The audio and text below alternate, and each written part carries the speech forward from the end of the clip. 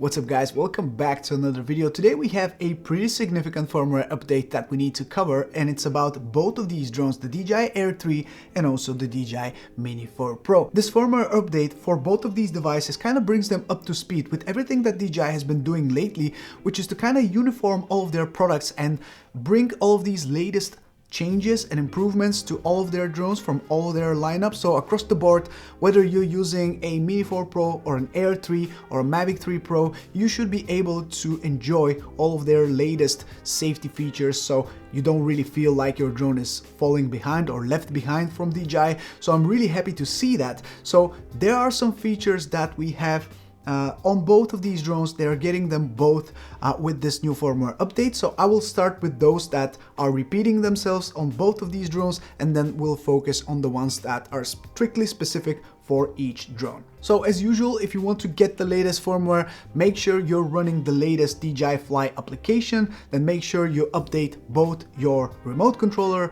and your drone. Now the first change that both of these drones are getting with their new firmware updates is called Vision Assist. You might have heard about Vision Assist already because it's a feature that has been recently added to the Mavic 3 Pro and the Mavic 3. And it's an amazing feature. I would say that's one of the best new improvements that we've seen on any DJI drone lately. Vision Assist is using their vision positioning sensors on the front and on the back of the drone to kind of give you an idea of where your drone is positioned within its surroundings. Let's say if you're doing an orbit shot and you're flying sideways, you don't really see what is next to your drone, what is on the left or what is on the right side of your drone, and even behind it. So with Vision Assist, you can turn it on. You can simply swipe left on your map, which is in the lower left hand corner of your screen. You can simply swipe and you will see a new screen which shows you in black and white, shows you what the drone sensors are seeing. So these sensors here obviously are pointing forward and a little bit to the side, and the ones here on the back are doing the same, but from the side, from the back side, and also a little bit on the left or on the right. So you can use any of these four sensors to kind of see the surroundings around the drone, which is super cool, super useful if you want to be sure that there's no obstacle that you're going to hit while flying manually. So this is super cool, super handy to have, and you can use it both on the Mini 4 Pro and on the Air 3. So Vision Assist is great, and both of these drones are going to get it. Now the next feature that both of these are going to get is Active Track 360 Auto. Now if you remember, the Mini 4 Pro has a Active Track 360 mode, which is really cool, and it makes some advanced moves really simple. With just a swipe around the screen, you can make the drone go and just automatically rotate around yourself while it's tracking you, and those maneuvers are really handy to have while you're not actually using the remote controller yourself. Well, now not only that, the Air 3 gets that same feature on it as well, and you can use it with both cameras, the 1X and the 3X camera on the Air 3, which is amazing, not only limited to one of the cameras, for example. So both cameras on the Air 3 can take advantage of Active Track 360, but now we have Active Track 360 Auto, which is kind of like AI way of letting the drone decide what it wants to film around you while still keeping you in the middle of the frame, of course, but it's kind of like using the drone and letting its brain decide how it wants to track you. So if you go to Active Track and select Auto and you press go, you will see that the drone will start following you, most probably from the back at first, and then it will kind of start to experiment. It will start rotating around you, it will follow you from the side, then it will go into helix mode where it actually spirals up and still keeps you in the middle of the frame, then it will go back to following you from the back, and it's a really nice way of spicing up your footage. So even if you don't press anything on the remote, the drone will do it automatically. So if you want to have more dynamic shots, but you don't really know how to do that, or you don't want to use the remote, maybe your hands will be busy while you're being tracked. If that's the case, you can just press on Active Track 360 auto, and the drone will do it for you. You will not have to worry about different maneuvers, you will not have to worry about different directions. You just let the drone do its thing and you can simply rely on its smart brain to do it for you, and I think the results are pretty good. Now the next feature, which is shared again for both of these drones, is the fact that now both of them can have their downward facing sensors turned off, which will facilitate taking off or landing from cars and boats.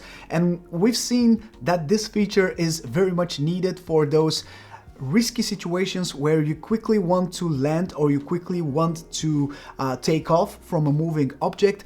You don't want to rely on these sensors on the bottom because they slow down the landing procedure of the drone, and obviously every second is precious when you're on a moving object, especially on a boat. All you need to do is go to the advanced safety features and then turn that feature on or off. The next feature is strictly for the Mini 4 Pro, and the reason why is because we already have it on the Air 3, and that is that you can now use the Mini 4 Pro with the Goggles 2, the Goggles Integra, and the RC motion controller 2. Meaning that if you want, you can take advantage of flying your drone with the RC motion controller 2 and use the goggles to navigate around the space. If you don't want to use the main controller or you simply want to get a taste of what FPV feels like, you can use that and fly like this. Unfortunately, you cannot use the regular controller with the goggles. The only way to use the goggles and the drone is by using the RC motion controller 2. So if that's something that you want to take advantage of, you need to buy the RC motion controller 2. And it's a lot of fun. It's not something that I'm doing a lot, and should I say at all, but for someone who is kind of scared of FPV, you don't want to really go into FPV, but you still want to get a taste of what it feels like, it could be a great way to enjoy the drone that way. And finally, we have two little things that are strictly for the Air 3. And first of them, we have photo mode, which now supports digital zoom. On the 24mm wide-angle lens, you can now zoom between 1 and 3x digitally. And on the 70mm medium telephoto lens, you can now zoom between 3x and 9x. Now, personally, I would probably stay away from that feature if you don't really want to make the quality a little bit worse on your photos. But if you really want to zoom in and take a look at what's going on and want to take a photo of that without having to digitally zoom in later in post, you can do that from the zoom wheel on the remote controller.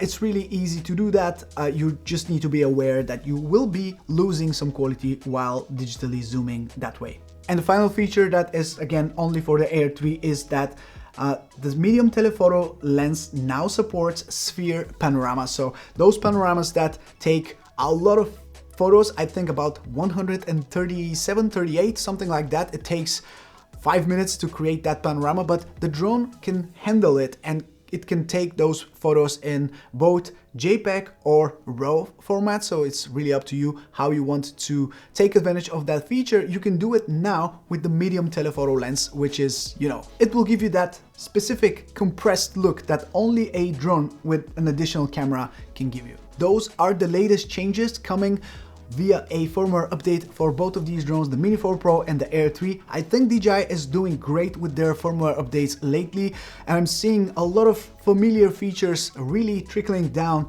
to their cheaper models, if you can even call them cheaper. But the bigger models are sharing more and more features with their smaller siblings, so I'm really happy to see that. So big thumbs up from me for DJI for that. So that's pretty much it for today's video. Thank you so much for watching. Drop a like if you have enjoyed it and subscribe for many more videos like this one. Happy holidays everyone, stay safe, and I'll catch you soon. Ciao.